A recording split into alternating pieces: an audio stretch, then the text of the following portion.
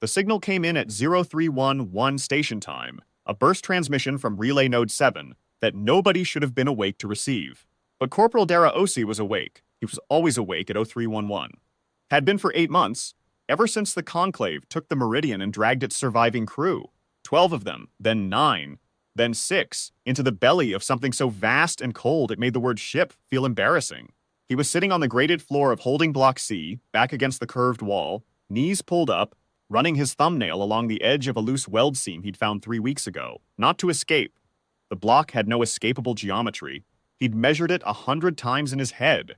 He ran his thumbnail along the seam because it was something to do with his hands, and because doing something with his hands kept the part of his brain that cataloged the dead from running its full inventory. The signal wasn't directed at him. It came through the wall speaker array, a long chittering pulse sequence in Hark dialect, which Dara had been parsing for 7 months with nothing but repetition, context guessing, and a memory for phoneme patterns that his secondary school language teacher had called unsettling in a useful way. He caught maybe 60% of it. 60% was enough. Tomorrow, then. He pressed his thumb flat against the weld seam and held it there until the metal's cold transferred fully into his skin.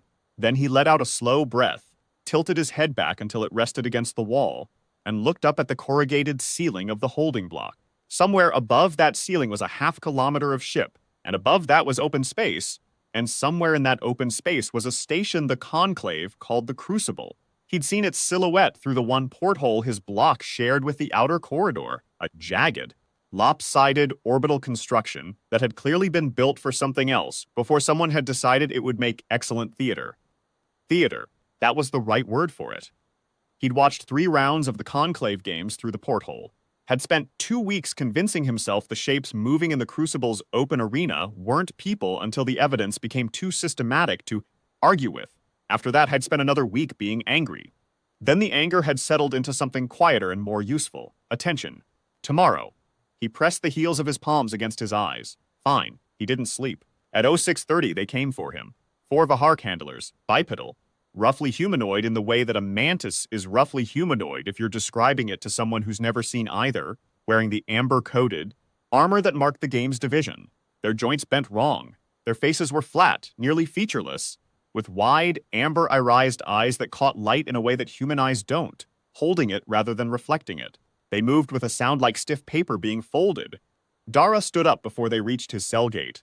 He'd learned early that standing up first mattered, not because it changed any of the material power dynamics, but because it was a signal he sent to himself. He was choosing to stand. He was choosing everything he could still choose. They walked him through 3 corridors and an airlock-style pressure transition, then into a processing chamber that smelled of ozone and something organic he'd never successfully identified. 2 other figures were already there. He recognized one of them, a Hessary male, big-framed, blue-gray dermal plating along the jawline, who went by the designation Korath. They'd exchanged 40 words total across 8 months of adjacent captivity, enough to establish that Korath was not an idiot and was not planning to die quickly. The other figure was new. Smaller, hunched, wearing the remnants of a uniform Dara didn't recognize, species, possibly Valanci, based on the double-hinged elbows and the pale orange bioluminescence flickering faintly along the collarbones. The Valanci was trembling in a way that looked involuntary. The processing chamber had a central dais, a circular raised platform ringed by emitter, nodes that Dara had identified as some kind of biometric scanner.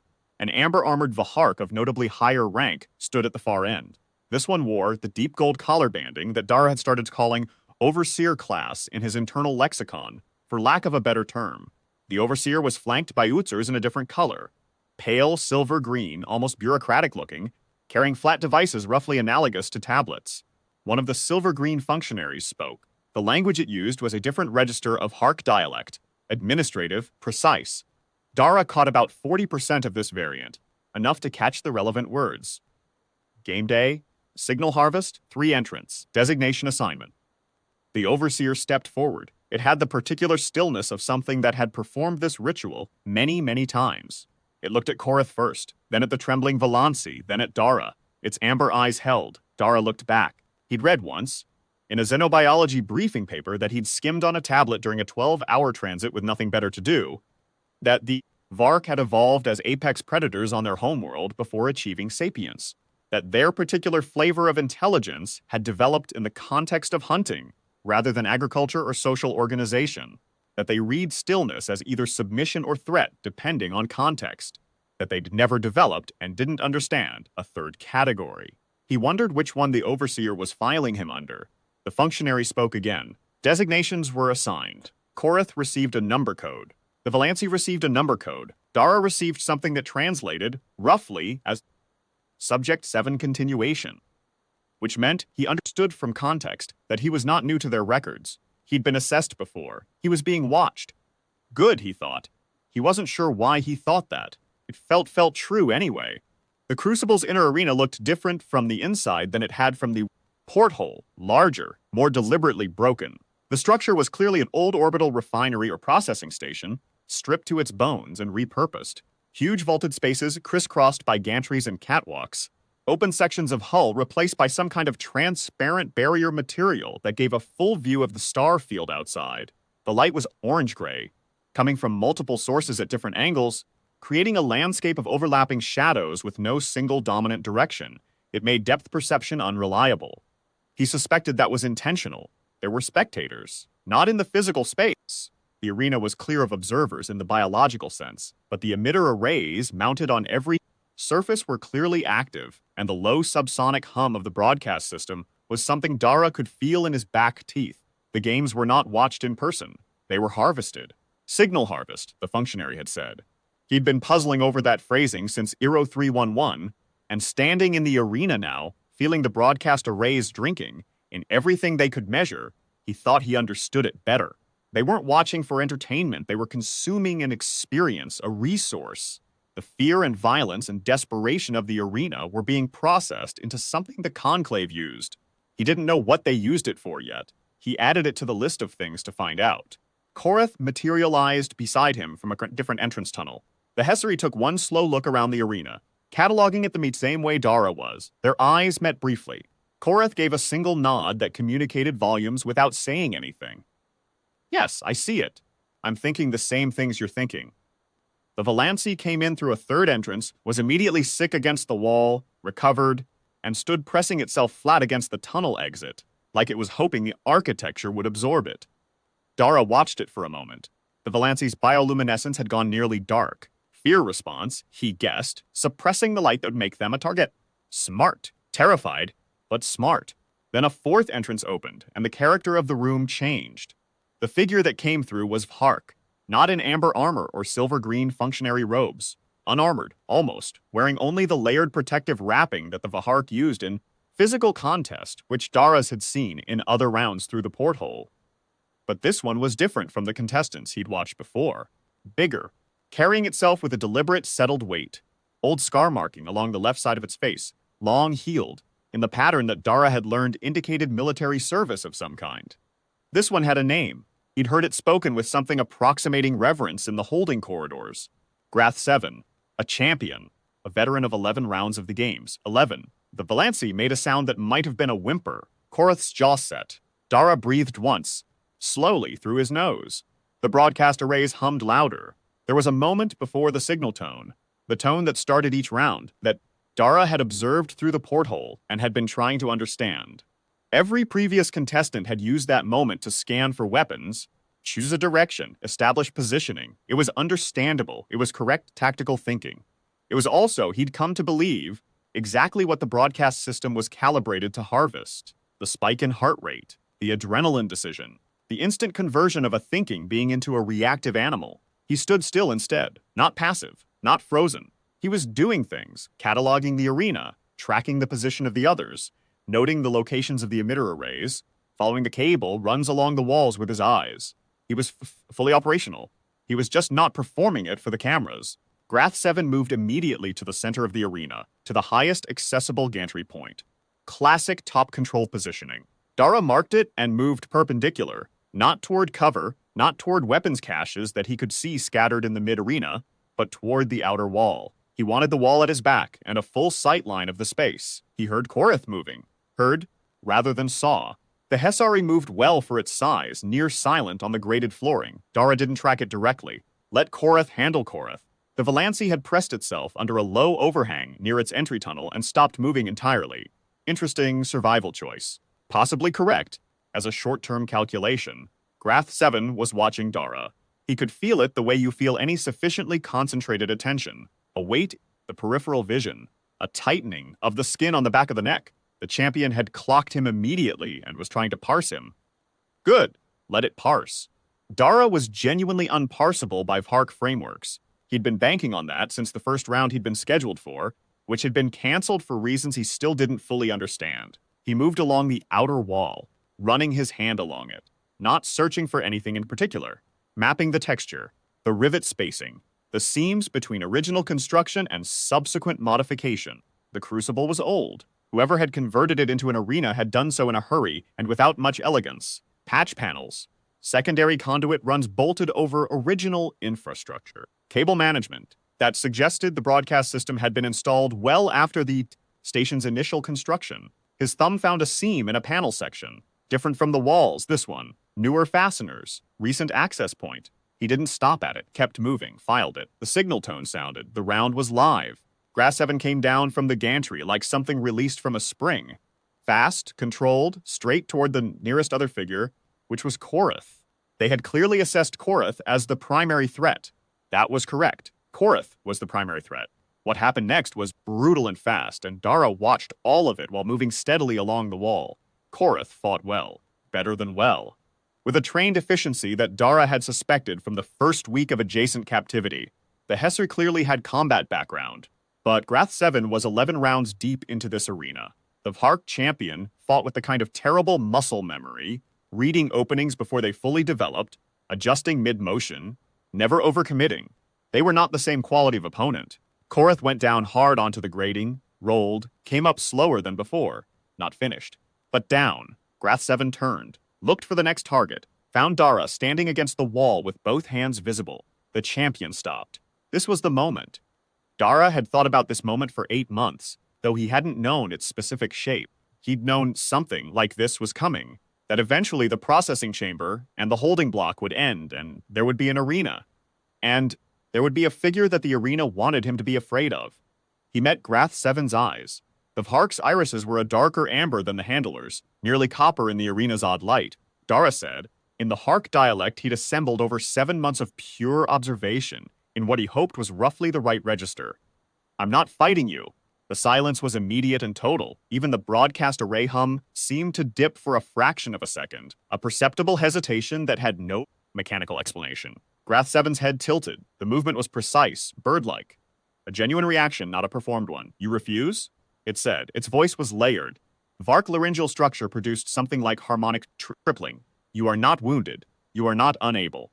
Correct, Dara said. Then you refuse. Yes, a long pause. The champion had 11 rounds of muscle memory to draw on, and none of that muscle memory contained an entry for this. Dara watched it processing. Watched the amber eyes moving across him in quick, small increments. The way someone reads text in a language they half know, trying to find the familiar pattern. The game requires conclusion, Grass 7 finally said. I know, Dara said. I just won't be a part of providing it. What happened above the arena, in the broadcast control deck that sat half a kilometer above the bud, Crucible's floor mounted in the upper structure of the station like a command blister, was this: the signal spiked. Not in the direction the system was calibrated for. Not fear response, not violence surge, something else. The Conclave's harvest systems ran on a framework built over 900 years of data from 63 conquered species, and every single data point in that framework said that an arena containee refusing to engage should produce either a fear-flat response, subject, shutting down, or an execution, which produced its own predictable harvest yield. The signal they were getting from Subject 7 was neither. The senior broadcast overseer, a Vark of the highest administrative tier, named Vark Overseer Keth Nalin, who had run Conclave Games' broadcast operations for 23 standard years, and who prided itself on having seen and harvested every possible variation of contestant behavior, stood in the center of the control deck and stared at the readout with the particular expression of an expert, facing data that doesn't fit any known category. What is that it said? Not a question. A statement of encounter. Junior Technician Sewell, a young Vark, barely post-development, assigned to broadcast operations 7 months ago, and still in the phase of learning which questions were worth asking, looked up from their monitoring station. Subject 7. The human. It's. Sewell stopped. Rechecked the readout. It's not scared. Everything is scared, Kethnalen said. 23 years. 63 species. Fear was the baseline. Fear was the signal they harvested.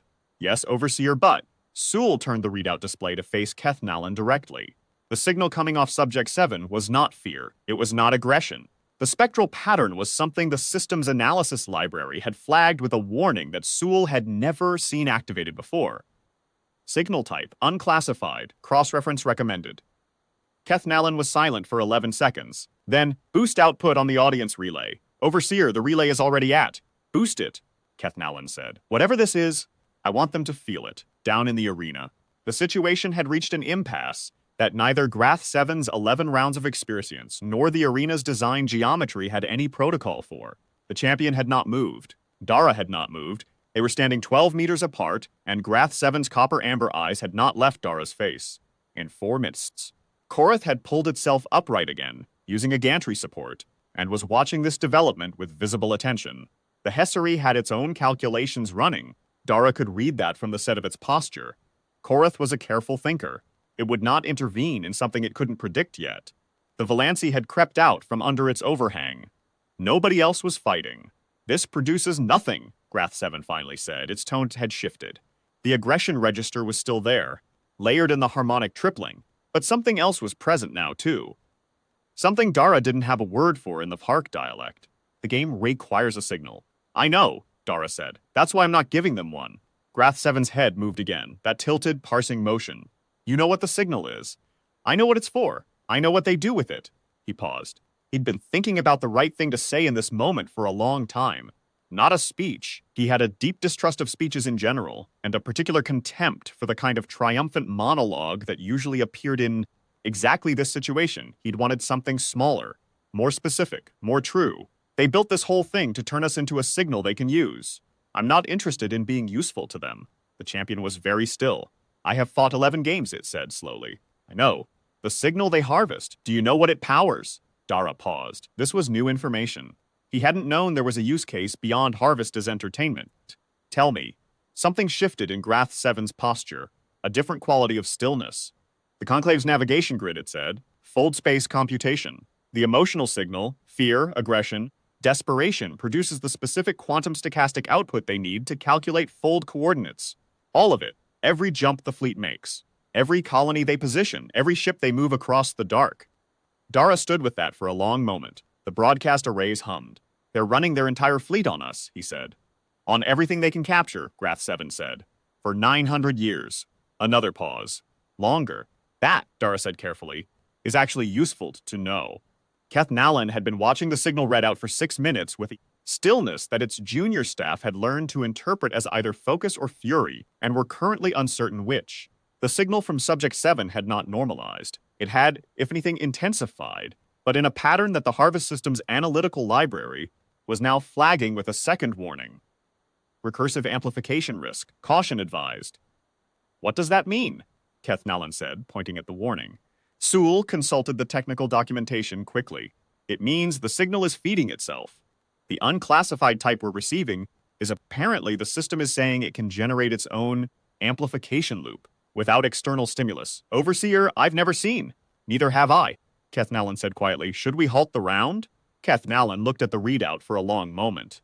The harvest numbers were the highest Sewell had ever seen posted for a 3-contestant round, with no blood drawn. They were in fact approaching numbers that Sewell associated with full arena mass combat events. No, Kethnalen said. We don't halt it, but the risk flag. I want to see where it goes. 23 years.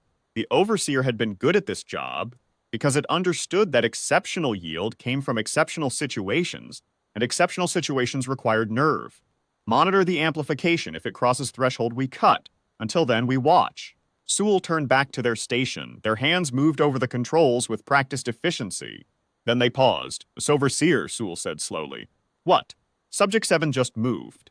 The panel Dara had marked on his first circuit of the arena wall was, as he'd suspected, a secondary access point for the broadcast system's cable routing. The fasteners were newer than the surrounding structure by at least a decade. The panel itself was approximately 60 centimeters wide and 40 high, smaller than ideal, but workable. He'd been approaching it on a path that looked like aimless movement. He'd been moving toward it for 11 minutes. He knelt in front of it, got his thumbnail into the fastener groove. The fasteners were designed for a tool he didn't have, but they were Vark spec, and Vark spec defaulted to a proprietary fastener standard that was, in Dara's experience from maintaining captured Vark equipment on previous assignments, slightly under-torqued compared to human equivalents. The Vark had stronger hands than humans. They didn't need to over-tighten. He used the edge of a piece of grating he'd pried loose, keeping it palmed for exactly this purpose since his first circuit of the arena, and worked the first fastener. Grath 7 watched him. Korath watched him. The Valancy, who had moved surprisingly close during the last 6 minutes, watched him. "You are sabotaging the system," Grath 7 said. "Trying to," Dara said, not looking up. The second fastener was tighter. He changed his angle. "The arena will respond. They will activate containment." "Probably." Third fastener. "How long does containment take to engage from the control deck?" Grath 7 was silent for a moment. Then, 40 seconds. "Approximately." "That's about what I estimated." Fourth fastener. The panel was starting to loosen. "I need about 30. Another pause. Then Grath 7 moved, not toward Dara, but to a position between Dara and the nearest arena entrance, facing outward. Standing guard. Dara didn't look up. "You don't have to do that." "I know," the champion said. Its voice had dropped to something quieter in the harmonic register. Less performance, more actual. "I have fought 11 games. I have provided the signal they needed 11 times. I did not know what it was for.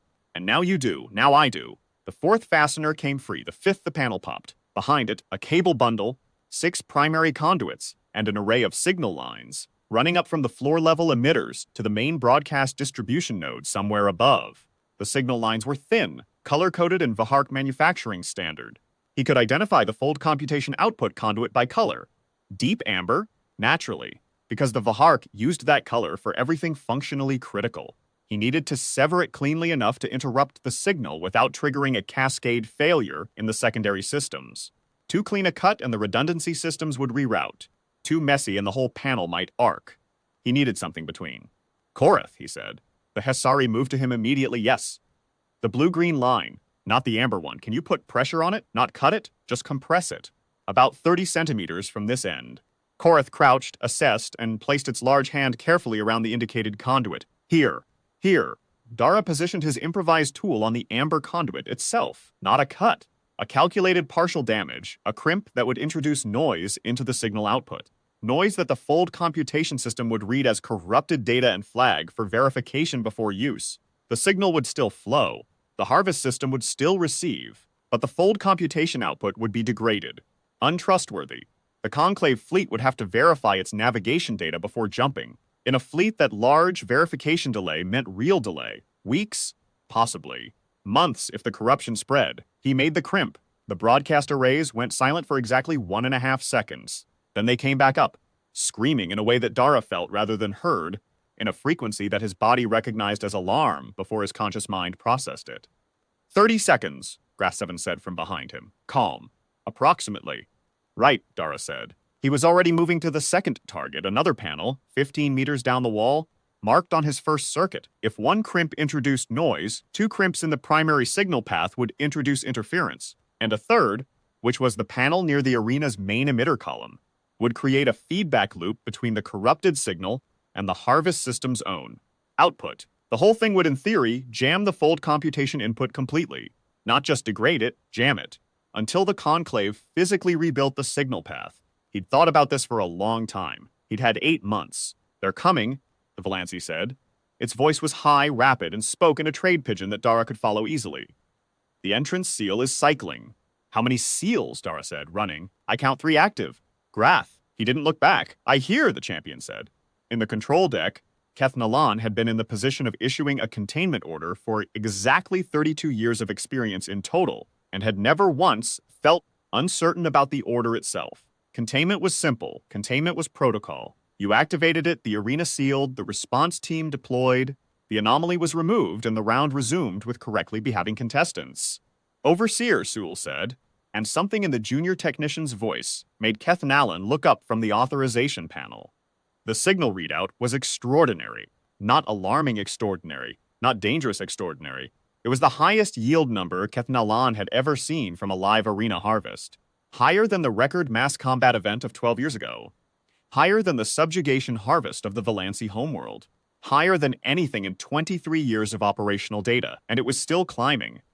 Subject 7 was running across the arena floor, being shot at by the containment response team, bleeding from a graze on the left forearm, and apparently installing improvised signal path damage in the second panel of the broadcast infrastructure's cable routing. And the harvest signal coming off them was... what is that? Kethnalen said again, still not a question. Overseer, I think it's Sewell stopped. Their analytical vocabulary, 7 months deep, was not equal to this. The system's calling it unclassified again, but it's the same pattern, just bigger. The human is not afraid, Kethnalen said slowly. No, it's not. The signal it's generating is... Sewell pulled up the spectral breakdown and stared at it. Overseer, I've read the 900-year archive. This pattern doesn't appear in it. Not once. Not from any species. Kethnalen stared at the readout. 63 species. 900 years. Every variation of every response a thinking being could produce under terminal stress. Not once. What species is this again? Kethnalen said. Human, Sewell said. From the third planet of a yellow dwarf system. The fleet took a military transport. They've been in holding for 8 months. Sewell paused. There were 12 of them initially. Kethnalen looked at the readout, at the climbing signal, at the archival flag. Signal type, unclassified. Pull the full archive on this species, Kethnalen said. Everything we have, behavioral assessments, physiological profiles, every observation from the 8 months in holding. A pause, and halt the containment order. Sewell's hands stopped. Overseer, halt it. Kethnalen's voice was very quiet. I want to see what it does. The containment team's fire stopped. Dara had been at the third panel, the one the main emitter column, with Korath holding position at the entry corridor, and the Valancy doing something genuinely useful, which was feeding Dara the color-coded layout of the cable bundle from memory, apparently having previously been a systems technician before its capture. The champion Grath 7 was standing in the center of the arena with both arms out, not attacking anyone, simply occupying space, a display that the Conclave's response team, trained to respond to contestants who fought back, appeared to have no immediate protocol for. The fire stopped. Dara held still against the panel. Blood was running down his left forearm from the graze, dripping off his wrist in a slow rhythm. He didn't look at it. He looked at the emitter column. The third panel's cable bundle was more complex than the others. More conduits. More signal lines. The fold computation line was here too. A second run of the same amber conduit, which told him this was a redundancy path. He'd suspected it might be. The Conclave had built redundancy into their signal architecture because, of course, they had 900 years of operational history, would teach any competent engineer to build redundancy. But redundancy, in a signal system, also meant that both paths needed to be synchronized. If the primary path carried a degraded signal and the redundancy path carried a clean signal, the fold computation system would naturally route through the clean path and ignore the corrupted one. He needed to corrupt both in a coordinated way. A synchronized crimp, both primary and redundancy, within a time window narrow enough that the rerouting logic couldn't compensate. He couldn't do it alone. The panels were too far apart, Valancy, he said. The small figure had been feeding him technical data in rapid-fire trade pigeon for the last 90 seconds. It stopped, looked at him. What's your name? Dara said. A pause. Neth, I need you to hold a position 20 meters from here, at the primary panel we already opened. On my signal, I need you to do exactly what I showed Korath. Pressure on the amber line, 30 centimeters from the left end. Not a cut, a compress. Hard as you can, Neth looked at him. The bioluminescence along its collarbones was still faint, lower than normal. He'd guess, but no longer nearly dark. It had steadied. You're coordinating a synchronized interference pattern. Yes. Across both feed paths. Yes. Neth considered this for exactly 2 seconds. Then it moved. The arena was very quiet. The containment team was standing at the sealed entrance. Weapons lowered, not advancing. Grath 7 was still in the center of the floor. Korath was at the corridor. Neth was 20 meters away, crouched by the primary panel. Dara looked up at the broadcast arrays on the ceiling. The camera nodes among them, he'd identified the camera nodes 3 months ago, from the porthole, and had spent time since confirming his identification inside the arena, were all aimed at him, every single one. He thought about what Kethnalen, or whoever was up there, was seeing on their readout. He thought about what it meant that they'd halted the containment team. They were watching him, not just harvesting, watching, trying to understand something they'd never encountered before. Good, Neth, he said. Ready, said Neth. He made the crimp. Now, he said. From 20 meters away, the sound of Neth compressing the primary line. Simultaneous, or near enough. The synchronization tolerance on fold computation input was tight. He'd estimated it at 300 milliseconds from what he'd been able to observe of the signal processing rhythm over 8 months. They were within it. The broadcast arrays went genuinely silent. Not the brief dip from before, a full stop. 3 seconds. 5, 8. The emitter column status indicator, which had been running amber since the round began, flickered. Went to a color he hadn't seen before. Pale white, almost silver. Then the fold computation systems did something he hadn't anticipated. They began to scream. Not audibly, not literally, but every emitter node in the arena began pulsing in rapid alternating cycles, and the subsonic hum that had been a constant background since his first moment in the arena rose through frequencies he could feel in his chest, his jaw, the backs of his eyes. The system was trying to reroute, trying to find a clean signal path, cycling through every available option and finding noise on all of them. The arena's structural lighting flickered.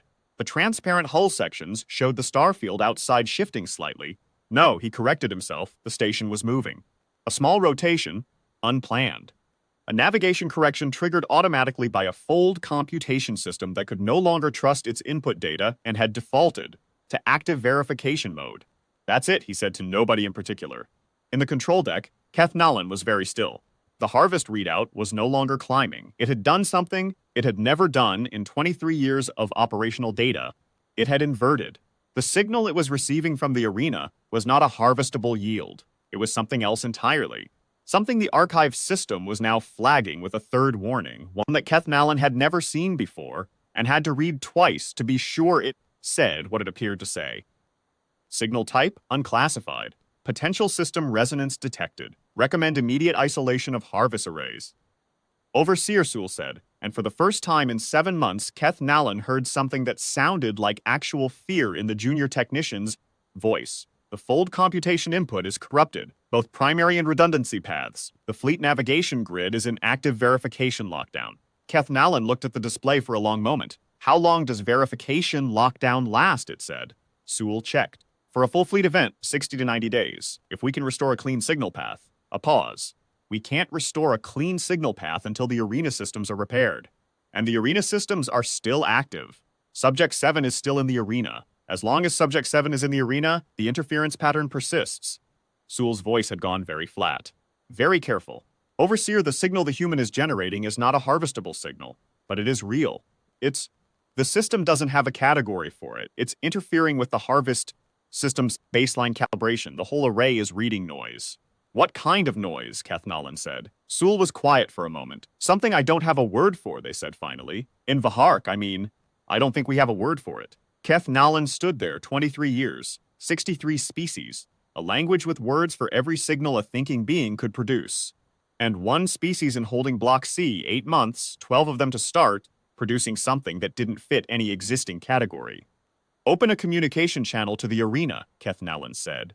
The channel opened from above, a speaker node near the main emitter column, different from the broadcast array, direct and unfiltered. A voice, higher rank than the processing chamber functionaries, carrying an authority Dara had learned to associate with age and seniority among the Hark. It said in careful formal register of Hark dialect, Subject 7, you have disrupted navigation operations for a significant period. This is acknowledged.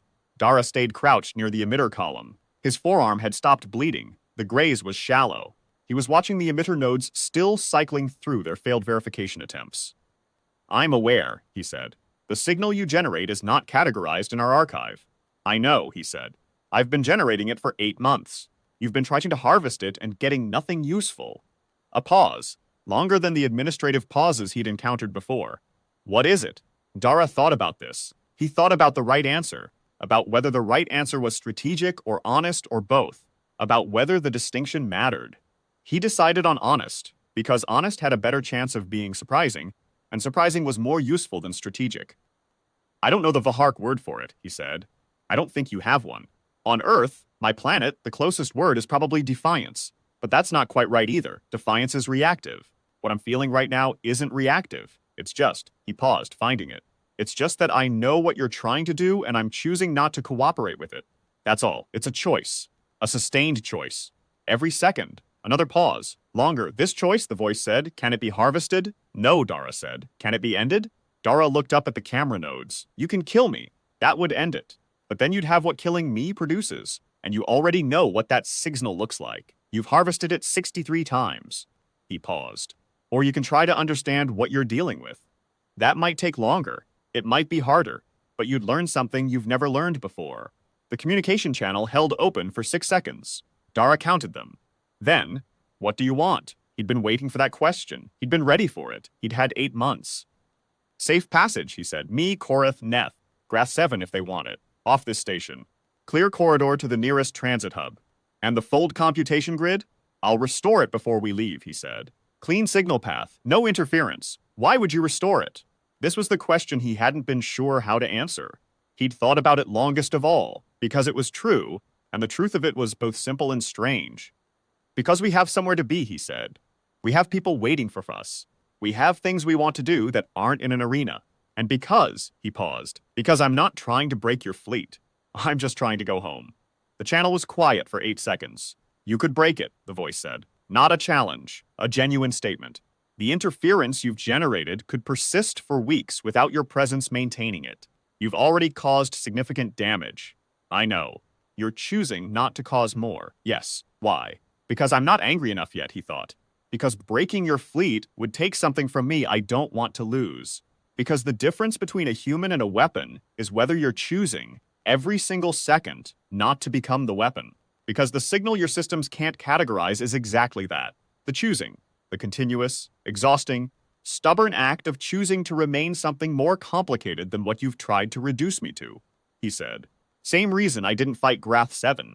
In the arena, the champion turned to look at him. The communication channel held for 3 seconds. Then, we'll prepare a corridor. There was a moment, in the junction between the arena level and the transit corridor, where Keth Nallen met them in person. Dara had expected a functionary, or an armed escort, or possibly nothing, just an open door and a direction. He hadn't expected the senior overseer itself. But there it was. The deep gold collar banding, the flat, near-featureless face, the amber eyes that held light rather than reflecting it. Keth Nallen looked at Dara for a long moment, looking at him the way someone looks at a translation they're not sure they've gotten right. The unclassified signal, it said. The pattern your systems generate that we have no word for. Yes, Dara said. Is it unique to your species? He thought about it carefully. I don't know. I think it's something any thinking being can generate if they choose to. I think your harvest system isn't calibrated to recognize it because the species you've taken it from haven't had the chance, or the reason, he stopped. I think they gave up the choice because they thought they had to. We're stubborn about not giving it up, sometimes to our own detriment, but sometimes it's useful. Keth Nallen was quiet for a moment, then 23 years, 63 species. I know, none of them. I know. Keth Nallen's eyes moved to Grath 7, who was standing at the back of the group with the particular stillness of someone who has recently made a significant decision and hasn't yet fully processed it. The overseer looked at its own champion, 11 rounds, a record, an asset of considerable yield, and something moved in the flat face that Dara didn't have the vocabulary to read. Then Keth Nallen said, quietly, the signal log for this round will be filed under the unclassified category. What does that mean? Dara said. It means the archive will retain it. The data does not match any existing template. A pause. In 900 years, no data has been retained as unclassifiable. Everything has a fit a template. Dara held that for a moment. So you're keeping the record. The record is anomalous. Anomalous data is not discarded. Keth Nallen's head tilted, the same parsing motion as Grath 7's, he noted. Of Hark species marker, maybe. A universal expression of encountering something that requires more processing. Your species will be flagged as unclassified in all harvest protocols going forward. Sewell, who had accompanied Keth Nallen and was standing slightly behind the senior overseer, watching everything with the focused attention of someone learning a great deal, very quickly, spoke up, tentatively. What does unclassified harvest protocol mean in practice? Keth Nallen's eyes moved to Sewell, a pause that contained several things Dara couldn't read. Then it means we don't harvest them. Sewell went still. The signal is not useful. Keth Nallen said, it is not harvestable. It corrupts our systems and generates noises in our fold computation architecture. Another pause. An unharvestable species is not a productive resource, Dara said carefully. And an unproductive resource is left alone, Keth Nallen said. There was a silence. Korath was very still. Neth's bioluminescence had returned fully, bright orange along the collarbones, brighter than Dara had seen it in 8 months. Grath-7's copper-amber eyes were moving between Dara and Kethnalan slowly. Dara said, "The other humans, the other 11 from my ship, the ones still in holding." Kethnalan looked at him. "Unharvestable species," it said finally. "All records show the same signal pattern from your holding block. The same unclassified type. 8 months of data. Then they're part of the same designation. Yes." A pause. "The corridor will take you to transit level 4. A transport will be available. The holding block will be opened." Dara breathed. He hadn't done that, actually breathed with the full intent of breathing, as a physical acknowledgement of something good. Since the meridian. He didn't make a noise about it. He didn't make anything about it. He just breathed. Then he looked at Kethnalan, the fold computation grid.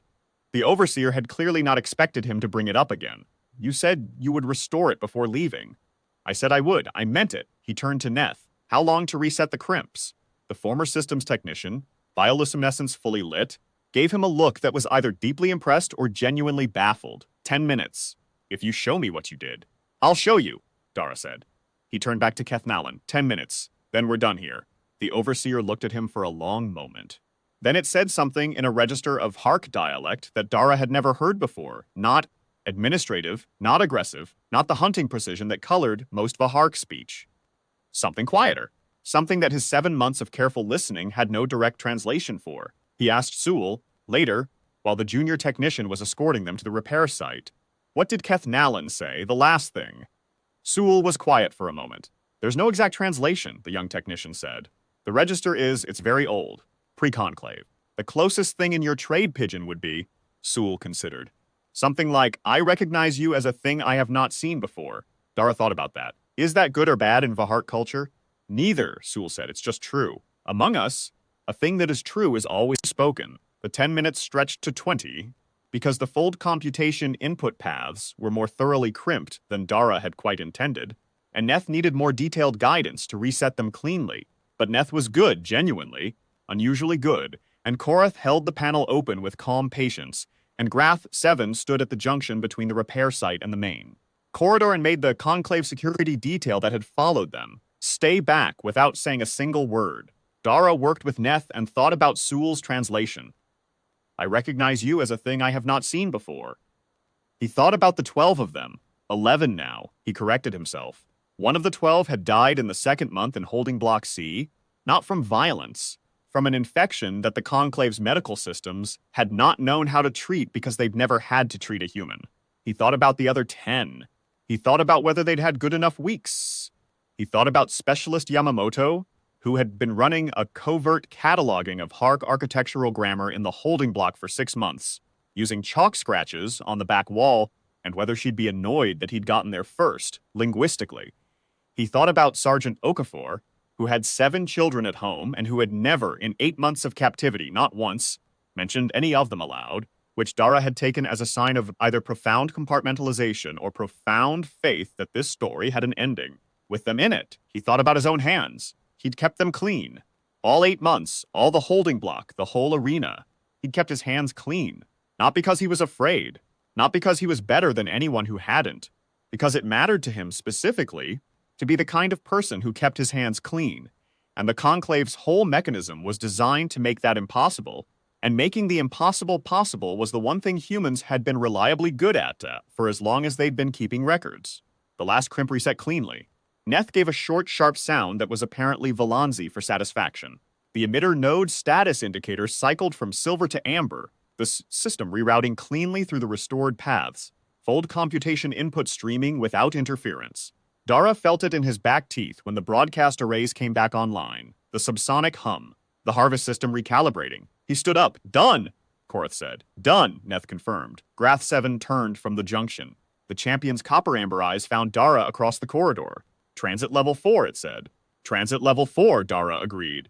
The transport was a mid-range Conclave courier ship. Nothing remarkable, nothing fast, but function-fueled, with a navigation preset that would take them to the transit hub at Relay Station Mirak 9, from which human-readable coordinates were reachable. Dara checked the preset twice. It was clean. Specialist Yamamoto, who had indeed been annoyed about the linguistics, was standing at the transport's loading ramp when Dara came up from the repair level. She took one look at the assembled group.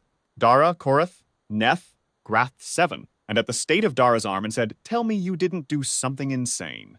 "I did something specific," Dara said.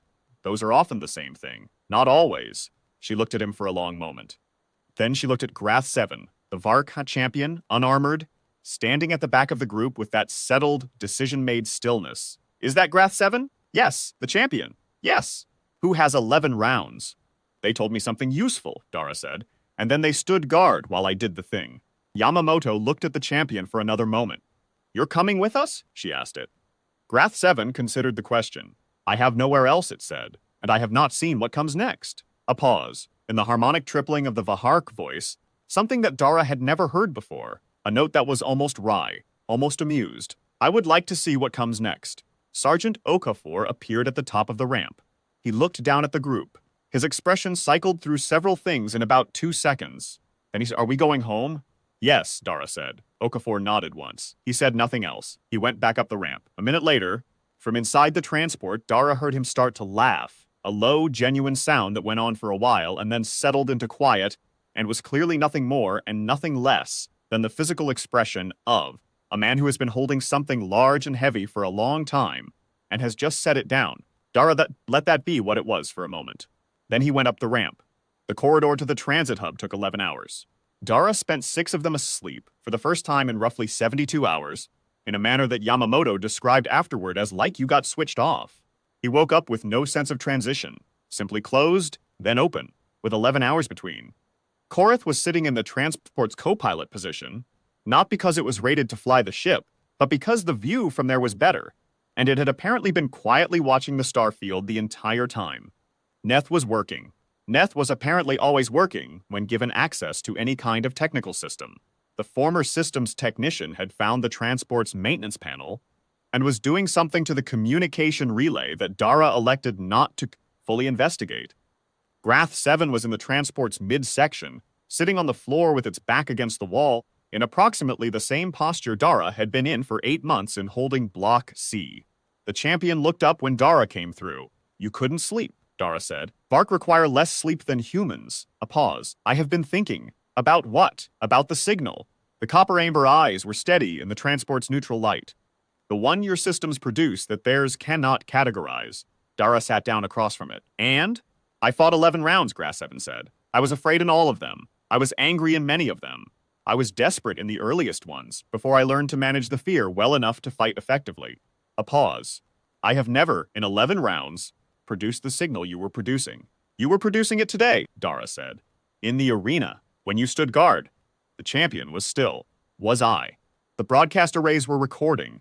Whatever you were feeling when you decided to stand between me and the containment team, that was generating the unclassified signal. I could hear the difference in the array output." He paused. "That's why Keth Nallen halted the containment order. It wasn't just about me. The whole arena was producing the unclassified signal by the end. You, Korath, Neth." He paused again. "Even the containment team, maybe." When they stopped firing, Grass 7 was very quiet for a long moment. "I chose to stand there," it said slowly. "I chose to stand between you and them. Not because I was instructed to, not because the games required it. I chose it." A pause. "Is that? Yes?" Dara said. "That's what it is. That's the whole thing. That's the only thing." The champion processed this. "A thing any thinking being can do." "I believe so. But your species does it more." Dara thought about Okafor's laugh, about Yamamoto's 7 months of chalk scratches, about the person they'd lost in the 2nd month, who had faced a 5-day fever in a holding block with no medical support and had been more concerned about whether the others would be okay than about their own situation. About his own thumbnail in the weld seam every night at 0311. "We're stubborn about it," he said. "The choice. We're very stubborn about keeping it, even when keeping it costs something. Maybe especially then." Grath 7 looked at him. "That is," it said carefully, "either very foolish or very important." "Probably both," Dara said.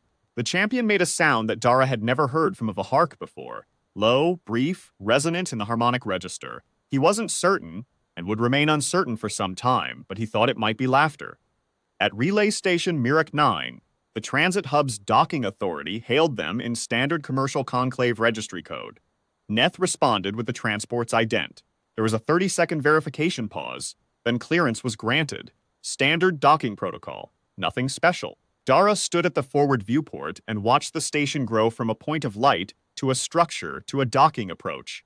Murak 9 was conclave infrastructure. Clearly, the architecture was recognizable, but it had the heterogeneous texture of a genuinely cosmopolitan transit hub. Multiple species, multiple ship configurations, multiple flag codes running through the registry system. The kind of place where things moved without drawing attention. The kind of place where you could make a call.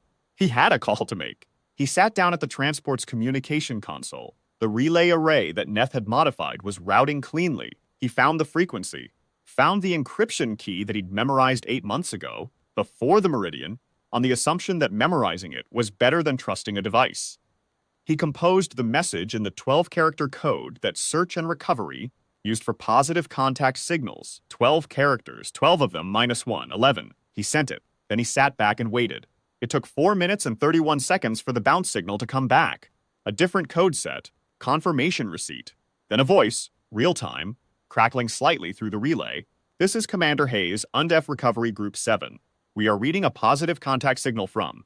A pause, and in the pause, something that Dara recognized as the particular quality of a person trying to maintain their professional voice while their professional voice is having some difficulty. From Corporal Dara Osi, vessel ID unknown, relay station Murak 9. Please confirm. This is Corporal Osi said. Confirmed. 11 survivors. 1 friendly Hessary, 1 friendly Valancy, 1 Park. He paused. Requesting extraction. Non-urgent. The pause on the other end was about 3 seconds. Then Hayes said, very carefully, non-urgent. We're fine. Dara said, we're all fine. We just need a ride. Another pause, a longer one. Corporal Osi, you've been listed as missing presumed for 8 months. I know. Your crew has been. Your families have been. I know, he said. Can you get someone to call them? Before we get there, I'd rather they have. He stopped. Started again. I'd rather they have time. The pause on Hayes' end was different this time. Less professional, more human. Yeah, Hayes said. Yeah, we can do that. Grath 7 stood at the viewport for the entire duration of the docking approach, watching the transit hub grow, watching the density of ships and signals and the chaotic ordinary traffic of a crossroads, point in space where things were always moving and nothing was required to go to an arena. The champion stood watching with an expression that Dara didn't have a word for in any language, but which he recognized the way you recognize something you felt yourself, something specific and wordless and real. He went and stood beside it. They watched the docking approach without talking. Outside, the ordinary traffic of a living galaxy, ships moving under their own power, going places they chose to go, for reasons that were their own. No broadcast arrays, no harvest system, no signal being drained and converted and used. After a while, Grath 7 said, I have not been outside an arena in 3 years, I know. Dara said, it is. The champion stopped. The harmonic tripling in its voice carried something unsteady. Something that Dara had heard in 11 people in a holding block at various points over 8 months, and recognized as a feeling that didn't need a label, only acknowledgement. It is different. Yes, Dara said. Another stop. When you return to your people, will this matter? What you did here? Dara thought about the fold computation grid. About 60 days of navigation lockdown for the largest fleet in the known galaxy. About the signal log that Keth Nallen had filed as unclassifiable. About the fact that, somewhere in the Conclave's 900-year archive, there was now an entry that said, humans, signal type, unclassified, harvest protocol, suspended. He thought about what it meant to be the first thing in 900 years that the Conclave had filed under, I don't know what this is. Yes, he said, I think it'll matter. Good, Grath 7 said. Outside, the docking clamps engaged, the transport locked in, the docking arm extended, and Corporal Dara Osi, who had kept his hands clean for 8 months in an alien holding block, who had walked into an arena and refused to be what the arena needed him to be, who had learned a language from scratch in a cell, and used it to have a conversation that probably changed some things for a very large number of people who would never know his name, picked up his jacket from the seat where he'd left it and put it on. It was still the same jacket, worn in the same places it had always been worn.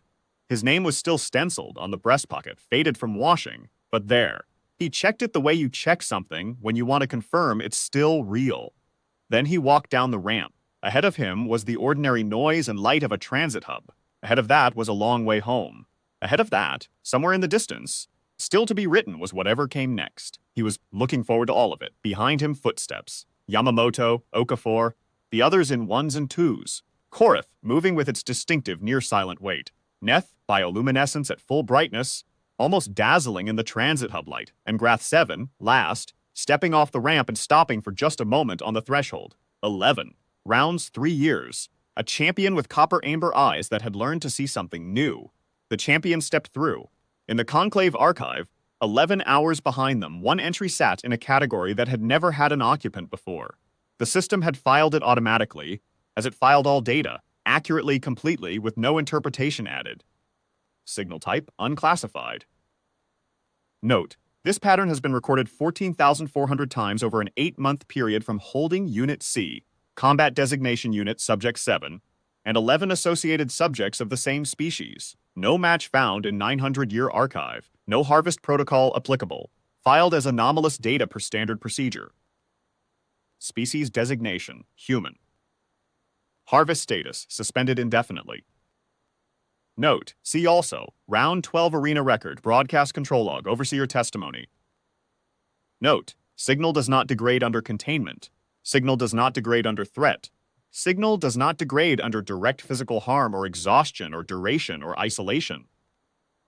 Note, signal source self-reports as follows: a choice, a sustained choice, every second. Archival classification, unknown. Recommend further study. Current status, gone home. The transit hub at Mirak 9 had a commissary on level 3 that served something hot and liquid that was technically called thermal nutrition, broth on the menu board, which was a description so aggressively honest about the absence of culinary ambition that Dara found it almost charming. He ordered 2. Paid with the Conclave transit credit that had been loaded onto the transport's passenger accounts as part of Keth Nolan's corridor, arrangement, an unexpectedly practical detail that he chose not to over-examine.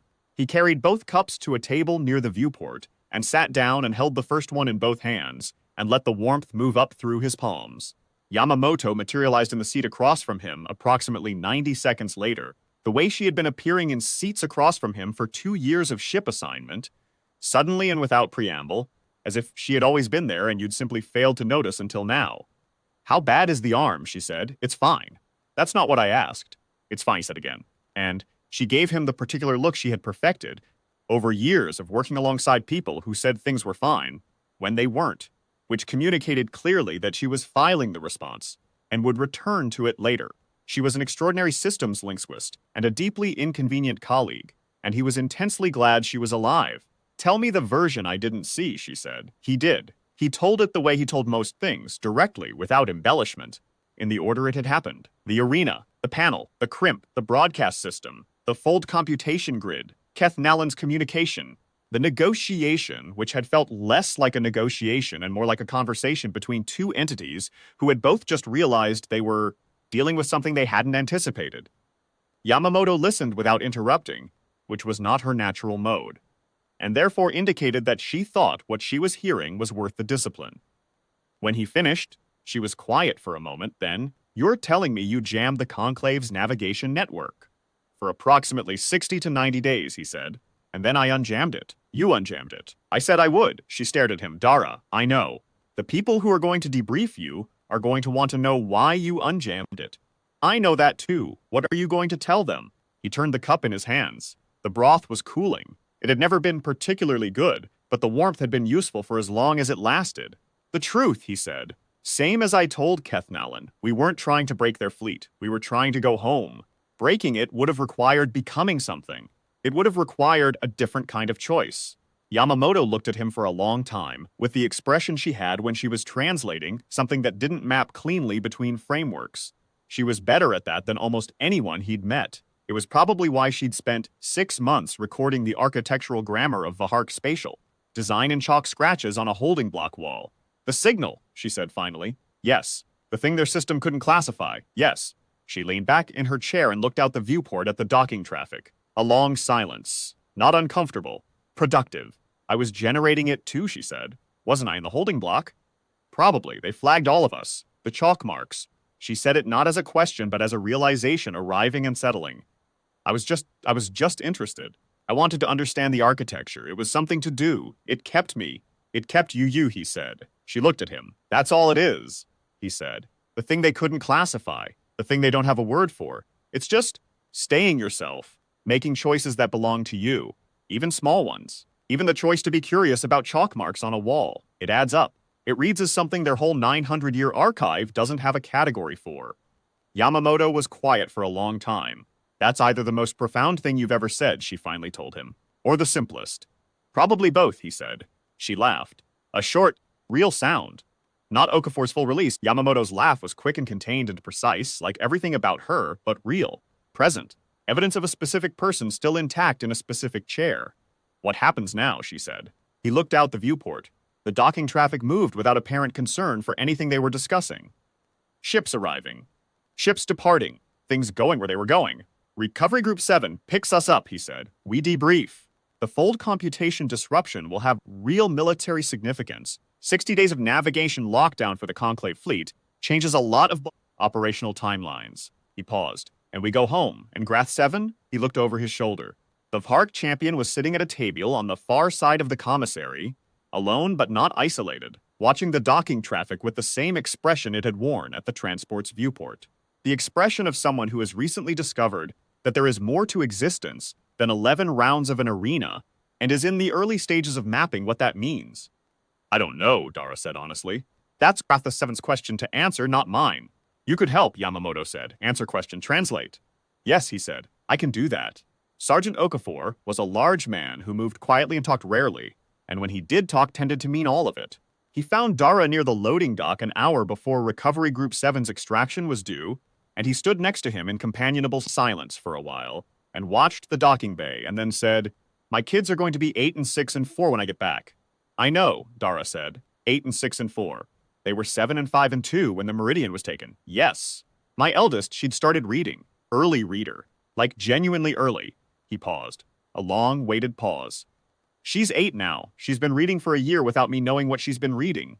Dara looked at him. I missed a year of what she's reading, Okafor said. Not bitterly. Not in a way that asked for anything. Just stating it, putting it into the air, so it existed as a spoken fact rather than a held interior weight. That's what 8 months looks like when you expand it out. Yes, Dara said. You know what the worst part was? Okafor said. Not the holding block, not knowing. The worst part was the first month, when I kept thinking there was something I should be doing. Some action. Some way to fix it faster. Some way to get back sooner, and there wasn't. He paused. There wasn't anything to do. Just wait and stay intact and not become something else. And I didn't become something else. He said it simply. Like reporting a fact. I know, Dara said. How do you know? Because I was listening. For 8 months, every night. I was listening to everyone in that block. He paused. Yamamoto's chalk marks. Your silence about your kids. The way Petrov kept humming that same song every morning. The one from the launch sequence briefing. The way everyone kept doing the small things that meant they were still themselves. He paused again. That was the signal. All of it. Okafor was quiet. The Conclave took signal readings on us the entire time, Dara said. 8 months, 1,400 cycles. Every one of them flagged as unclassifiable, because we kept choosing, kept making tiny choices that kept us intact. Yamamoto being curious about architecture, you being quiet about your kids instead of drowning in them, Petrov humming. He looked at the docking bay. They built a system to harvest fear and aggression and desperation, and we just kept not doing that. Was it deliberate? Okafor said. On your part. Some of it, Dara said. The language learning was deliberate. The waiting was deliberate. But most of it wasn't. Most of it was just people being people, doing the small things that keep you human. The Conclave had no category for it because they've spent 900 years picking up species at their worst moment and harvesting the worst version of them. He paused. We weren't at our worst. Okafor processed this for a moment. You're saying the signal they couldn't read was just us being normal. Not normal, Dara said. Intact. There's a difference. Normal is neutral. Intact is a choice you make, especially when everything around you is trying to prevent it. The docking bay was busy. Ships moving. Traffic ordinary and constant, a living crossroads. Okafor said, My daughter's 8. She's been reading for a year. A pause. I'm going to ask her what she read, every single book. I'm going to read all of them myself so we can talk about them. A beat. That's my plan. That's a good plan, Dara said. I know, said Okafor, and smiled. Recovery Group 7 arrived at Mirak 9 Docking Bay for 14 in an ONDF range extraction vessel, designation RG-7 Ardent at 1720 station time. Commander Hayes was shorter than Dara had expected from the voice. Compact, precise in movement, with the alert stillness of someone who had spent a lot of time in situations where being wrong had visible consequences. She came down the ramp with 2 other officers and stopped at the bottom and looked at the assembled group. 11 humans, 1 Hessary, 1 Valancy, 1 Vark. She looked at the Vark last and longest. Corporal Osi, she said. Commander, Dara said. You just want to explain this? She gestured Egret 7. Friendly, Dara said. Former arena champion, 11 rounds, helped us. He paused. Wants to see what comes next. Hayes looked at the champion for another moment. The champion looked back with steady copper-amber eyes and said nothing. Fine, Hayes said, with the tone of someone who had been doing this job long enough to know that the things you couldn't fully explain at the extraction point usually made more sense in the debrief. Everyone aboard. We have a transit window in 40 minutes. The group moved. Humans first, in the natural way of familiar things, then Korath moving with its quiet weight, then Neth. Bioluminescence fully lit now, curious and attentive, already cataloging the Ardent's architecture with the automatic precision of a systems technician. Grath 7 went last, pausing at the bottom of the ramp the way it had paused at the transport, taking one slow look back at the transit hub. Dara watched from the top of the ramp. What are you looking at? He said. All of it, the champion said. I am trying to remember all of it. He understood that. The way you try to hold a specific moment before the next moment replaces it. Not because it's your best moment or your happiest moment, but because it's the moment where you crossed from one version of your life to another, and you want to honor it by paying attention. You'll have more moments, he said. I know, Grath 7 said. But this is the first one outside. And then it walked up the ramp, and the ramp rose, and the Ardent sealed its hatches, and 40 minutes later the extraction vessel slipped out of Merak 9's traffic corridor and made the first of 3 transit jumps that would take them, circuitously, cautiously, out of Conclave-controlled space, back toward human reach. The debrief lasted 9 days. Dara had expected it to be adversarial, or at least exhausting in the specific way of institutional processes that have a predetermined conclusion they're trying to reach and keep bumping into reality. It wasn't. It was, if anything, the most interesting 9 days of his professional life, a series of conversations with increasingly senior people who had clearly done their reading on signal processing, fold computation architecture, Vark operational doctrine, and the Conclave fleet's current navigation lockdown status, and who had questions that were genuinely good questions that he was genuinely trying to answer well. The fold computation disruption had, as he'd estimated, real operational significance. 61 days, as it turned out, on the shorter end of his estimate, during which the Conclave fleet had been running reduced confidence navigation, verifying all jump calculations before committing, causing cascading delays across every operational theater. It hadn't stopped the fleet. The Conclave had enough redundancy and flexibility to absorb 60 days of reduced confidence navigation without catastrophic consequence. But 60 days was real. 60 days had changed things. He was asked repeatedly and in different ways whether he'd intended to restore the signal path when he proposed the deal to Keth Nalan. He said yes every time, without qualification. He was asked whether he was certain. He said yes every time. He was asked what he would have done if Keth Nalan had refused the terms. This one he thought about longer. I would have restored it anyway, he said finally. Eventually, even without safe passage. Yes, why? Because of Okafor's kids. Because of Yamamoto's chalk marks. Because of Petrov's morning song. Because the difference between a choice and a tactic is that a choice stays itself even when no one's watching and nothing's contingent on it. Because keeping your hands clean isn't a strategy. It's just who you are, and you don't stop being it because the situation stopped rewarding it. He said, because I said I would, and because it was the right thing to do. The debrief room was quiet for a moment. Then the senior intelligence analyst, a woman named Reyes, who had been asking the best questions for 9 days, said the Conclave archive. The unclassified entry, yes, they filed it. They kept it. That's what Keth Nalan told me, and the harvest suspension. Indefinite. As of the filing. Reyes was quiet for a moment. You know what this means, strategically. I've thought about it, Dara said.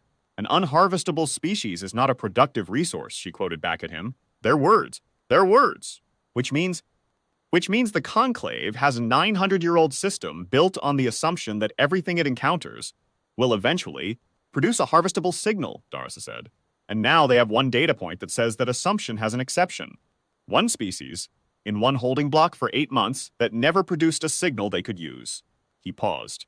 That's a crack in a 900-year-old assumption. Cracks can be filled, Reyes said. Anomalous data can be reclassified. Yes, but the data is real. The fold computation disruption was real. 11 people in a holding block, generating a signal their harvest systems flagged as recursively self-amplifying, capable of jamming fold computation input just by being in an arena and refusing to cooperate. He paused. You can reclassify the data, but you can't unhappen what it recorded. Reyes looked at him for a long moment. What would you recommend we do with this? He thought about the right answer, the strategic answer, the answer that maximized some measurable outcome. And then he thought about whether he trusted a measurable outcome to capture what actually mattered. Tell people, he said. Tell them what the signal is. Tell them that it's a choice and that it compounds. That it doesn't require extraordinary ability or special circumstances. That it works in a holding block at 0311 with nothing but a thumbnail and a loose weld seam. He paused. The Conclave built their empire on the fact that fear and desperation are universal. Tell people that there's a different universal. One they haven't had a category for yet. Another pause in the room. That's not a strategic recommendation, Reyes said, not unkindly. I know, Dara said, it's the only one I've got. He called his mother from the transit hub at Relay Station Meridian 7, the last stop before home space, on day 15. He'd been putting it off, not because he was afraid of the call, but because he'd wanted to get it right, to have the version of himself that made the call be the real one, not the post-debrief version that had been explaining, and being asked questions for 9 days, and had gotten slightly formulaic about it. She answered on the second signal. Her face on the screen was the same face it always was, exactly the same, not changed, and also somehow the most extraordinary thing he'd seen in 8 months. She said his name. He said, "Hi, Mum." She was quiet for a moment. He could see her collecting herself, which she was good at. She had always been good at that. You sound like yourself, she said. I am myself, he said. I've been very careful about it. Another moment. What does that mean? He thought about how to explain it. Then he decided not to explain it. I'll tell you in person, he said. I'll be home in 5 days. I'll tell you all of it. 5 days, she said, and her voice did something small on the second word that he recognized as the sound of a distance that had been very large becoming suddenly manageable. 5 days, he confirmed. They talked for an hour. He told her the parts that were tellable, and she didn't push on the parts he said he detail in person, because she had always understood the difference between a story that needed a screen and a story that needed to be in the same room as someone. She was a careful reader of situations. He'd probably gotten it from her. Near the end of the call, she said, "The others. The ones from your ship. All coming home," he said. All of them. 11. She was quiet. Counting, he knew. She'd known the number. She'd always known the number. 11, she said. Yes, you were 12. Yes.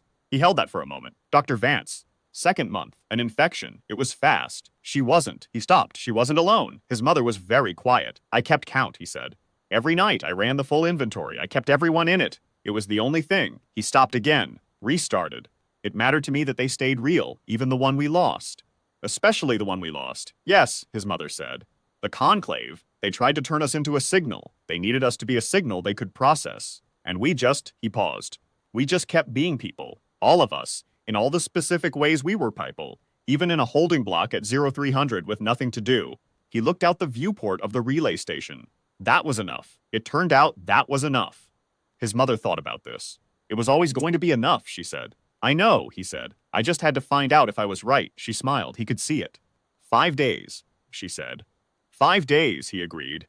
He met Grath 7 in the corridor outside the crew quarters at the relay station late that night, in that specific hour between late and very early, when all corridors have the particular quality of being temporarily owned by no one in particular.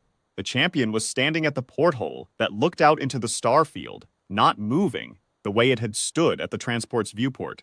You can't sleep, Dara said. I slept, Grath 7 said. 3 hours, it was sufficient. A pause. I have been thinking. Still, yes. The copper amber eyes moved to him. About the archive entry, what about it? It said the note field, the one you read me from Kethnallen's filing, it said recommend further study. Yes. Kethnallen wants to study us, Grath 7 said slowly. The signal, the unclassified pattern. They filed it as anomalous. They suspended the harvest protocol, but they did not discard the data. They want to understand it. Probably, Dara said. That is, the champion paused. That is not what I expected of Kethnallen. What did you expect? I expected it to classify the encounter as a system failure, a containment breach, an operational anomaly that had been resolved and filed for future prevention only. Grath 7 turned back to the porthole. Instead, it filed for further study. It wants to understand something it has never encountered before. Dara leaned against the corridor wall. Does that change your assessment of it? A pause. Perhaps. 23 years of operating within a system designed to harvest fear, and on the last day of my 23rd year of that system's record, the operator of it stopped, and asked, and listened. Another pause. It is not a good act. Not yet, but it is perhaps the beginning of a question. Questions are how it starts, Dara said. Yes. Grath 7 was quiet for a while. Then, I fought 11 rounds. I produced the signal they needed. I told myself I had no choice, that once you were in the arena, once you had survived the first round, you were committed to the machine and the machine determined what you did. A pause. That was not true. No, Dara said. I had the same choice you had. In every round, I chose differently.